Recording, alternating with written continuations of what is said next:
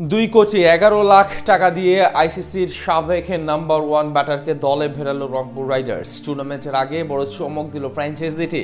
আইপিএলে সমান অর্থ খরচ করে তাকে নিয়ে আসছে তারা, যিনি কিনা ব্যাট হাতে একাই ধসে দিতে পারে যে কোনো প্রতিপক্ষকে। টি-20 ক্যারিয়ারে যার নামের পাশে আছে 10,500 রান।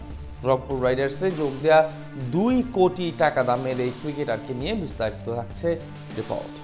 প্রতি বছর কোটি কোটি টাকার খেলা মেলা হয় আইপিএল নিলামে। কারাকারি অর্থের বিনিময়ে ফ্র্যাঞ্চাইজিগুলো দলে ভেড়ায় নিজেদের পছন্দের তারকাদের। সেক্ষেত্রে প্রশ্ন জাগতেই পারে, বিপিএল এর জন্য বিদেশি ক্রিকেটাররা কেমন পারিশ্রমিক পেয়ে থাকেন? সেই প্রশ্নের উত্তর হতে পারে রংপুরের এই নতুন ক্রিকেটার, যার জন্য তাদের ব্যয় করতে হয়েছে 2 কোটিরও বেশি টাকা। হেভিওয়েট দল গঠনে বরাবরই এক ধাপ এগিয়ে রংপুর রাইডার্স। টানা 2 বার গ্লোবাল সুপার লিগের মতো বৈশ্বিক টুর্নামেন্টেও বাংলাদেশের প্রতিনিধিত্ব করেছে নূর হাসান সোহান বাহিনী। তাছাড়া বিপিএল এর সবশেষ কয়েক বছরে যে সেরা সেরা নামগুলো এসেছে, 22 গজ মাতাতে তার সিংহ ভাগেরই ঠাঁই হয়েছে রাইডার্স ডেরায়, যার ব্যতিক্রম ঘটেনি এবারের আসরেও।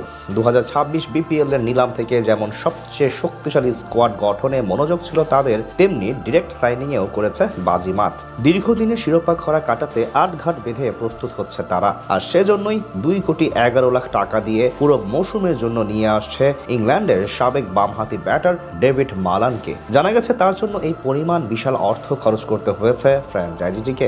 তাদের প্রথম বিদেশি সাইনিং ছিলেন সাবেক টি-20 নাম্বার 1 ব্যাটার ডেভিড মালান। টানা 2 বার বরিশালের হয়ে শিরোপা জেতা এই ক্রিকেটার আসন্ন আসরে খেলবেন রংপুরের হয়ে। ইংল্যান্ডের জার্সিতে 62 সংক্ষিপ্ত ফরম্যাটের ম্যাচে 1892 রান করেছেন, প্রায় 36 গড় এবং 130-এর ওপর স্ট্রাইক রেটে। স্বীকৃত টি-20 ক্রিকেটেও 377 ইনিংস ব্যাট করে 1501 রান করেছেন, 5টি সেঞ্চুরি ও 72টি অর্ধ শতকের সাহায্যে। বিপিএলে এখন অবধি 5টি দলের হয়ে খেলা এই বাঁহাতি ব্যাটার এখন পর্যন্ত 37 ম্যাচে করেছেন 1185 রান, যেখানে গড় প্রায় 40 ছুঁই।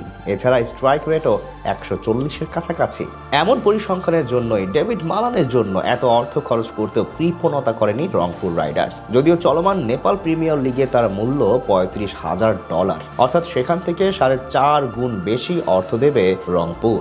মালানকে কেনা বাদেও নিলামে দ্বিতীয় সর্বোচ্চ অর্থ ব্যয় করেছে তারা, যেখান থেকে 95 লাখ টাকার বিনিময়ে জাতীয় দলের ডানহাতি ব্যাটার তাওহিদ হৃদয়কে কিনে নেয় ফ্র্যাঞ্চাইজিটি। একই সাথে জাতীয় দলের বর্তমান টি-20 অধিনায়ক লিটন কুমার দাসকে নিতেও অনেক অর্থ ব্যয় করতে হয়েছে বসুন্ধরা গ্রুপকে। এদিকে তার সাথে আরও একবার পাকিস্তানি অলরাউন্ডার খুশদিল শাহের সঙ্গে চুক্তি করেছে রাইডার্স ফ্র্যাঞ্চাইজি। গত আসরে দারুণ পারফরমেন্স করেছিলেন এই বামহাতি অলরাউন্ডার। তাদের সঙ্গে তরুণ সুফিয়ান মুকিমকেও দলে নিয়েছে রংপুর। তবে সবচেয়ে বড় চমক ছিলেন খাজা নাফে।